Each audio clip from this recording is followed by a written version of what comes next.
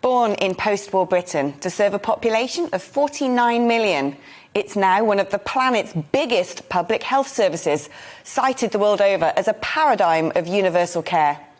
Come its centenary, our population could be twice the size and much older, riddled with modern chronic diseases, with a panoply of new drugs and innovative techniques on offer, all with their own price tag. Being one of very few, fully free, nationalised healthcare systems in the world, it is both a national treasure and a worldwide wonder. Yet, some argue it is dangerously bordering on a state religion, impervious to its failings, with agnostics and critics tried as heretics and blasphemers. Yet, while politicians confidently state the NHS is the envy of the world, some parts of the world look upon things rather differently. As debate raged over Obamacare in America, the NHS was held up by some as a preventable disaster. COVID predictions on the European continent cited the UK as the greatest risk due to a healthcare system that labours to be fleet of foot and has half the ratio of beds and doctors to patients as most other European countries. There is, of course, so much to be proud of. Free at the point of access and free of the horrifically dehumanising bureaucracy of bartering for treatment in the middle of a health emergency. But pride can be anathema to progress.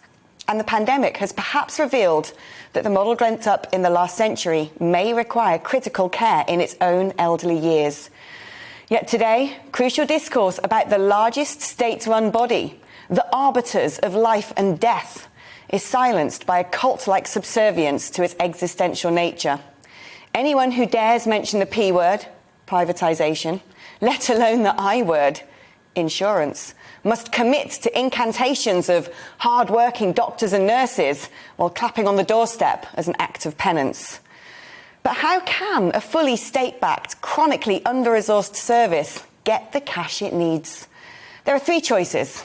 First, increase taxes, which is politically unpalatable. Second, nick money from other government departments, but the NHS already consumes 1/5 of the entire national budget. The third option is the one nobody dares utter: profits. All too often, a dangerously disingenuous dichotomy is presented by those who dominate the debate. The status quo or an American model, where ruthless capitalists let the poor die of hernias if insurance paperwork isn't up to scratch. But glance at other healthcare systems and you find far more nuance. Hybrid systems that invite patient choice and drive up standards while preserving free access, alongside state-mandated assurances. The pandemic has exposed the perilous position of the UK healthcare system, with its ailments clear for all to see, but lacking an honest consultation, where diagnosis and cure may be found. Today, an almost insurmountable backlog will cost lives. Nightingale hospitals barely opened their doors, while essential outpatient departments gathered dust.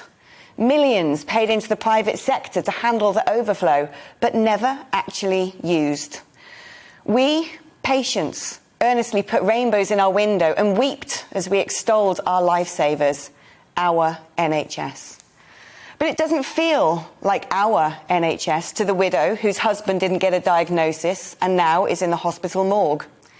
It doesn't feel like our NHS to the person refused innovative, life-saving medicine who has to crowdfund to go abroad, where part private healthcare offers a range of treatments a state-backed service simply cannot justify. Whisper it quietly. Perhaps the private sector could be the saviour of the service, not its assassin. Underpaid nurses might find their wages higher and the tools needed for their job more plentiful. While I was hobbling on crutches in Belgium 3 years ago with a broken ankle, strangers crossed the street to ask me which hospital I went to. Notes there on clinics are compared as casually as we chat about the weather. The hospital recommended by my GP, who I could call personally, was so sought after it was building new wings packed with cutting-edge technology. My dinners were served under a cloche. Waiting times were never more than minutes, and the single room I was allocated after emergency surgery was as good as a room at the Ritz. Patient choice had evidently driven competitive standards of care.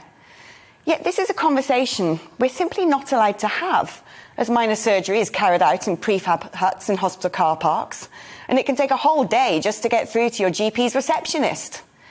Meanwhile, some trusts are spending a sixth of their budget on repayment of private sector debts taken in the 90s to build new hospitals. It's not just absurd, but murderous to not be able to discuss critical issues that measure their severity in corpses due to a fear of speaking out. Today, we really need to talk about the NHS. Welcome to the GB News YouTube channel. You can watch us live 24 hours a day, catch up on your favourite shows and join in the conversation in the comments below. Don't forget to subscribe and you'll never miss any of our exclusive content.